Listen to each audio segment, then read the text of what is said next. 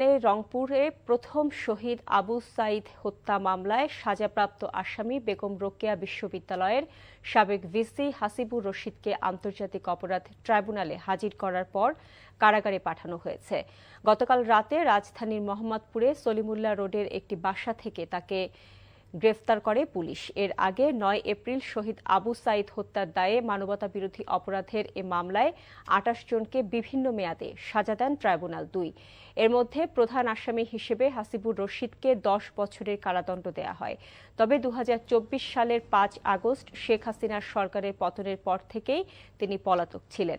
এদিকে আওয়ামী লীগ নেত্রী ডক্টর জান্নাত আরা হেনরি ও শামীম তালুকদারের আইনজীবী ব্যারিস্টার আব্দুল্লাহ আল মামুন অভিযোগ করেছেন, তার সাথে তার মক্কেলদের কথা বলতে মাত্র ৫ মিনিট সময় দেওয়া হয়েছে। অনুরোধ করছি এই সরকারের কাছে এবং এই সংশ্লিষ্টতার সাথে যখন আসামিদেরকে কোর্টে আনা হয় তাদের সাথে তাদের সংশ্লিষ্ট আইনজীবীরা যেন পর্যাপ্ত সময় নিয়ে আলোচনা করতে পারে, তাদের কাছ থেকে যেন সমস্ত ঘটনা বুঝতে পারে, কারণ সমস্ত জিনিসগুলি না বুঝলে কখনো হয় না।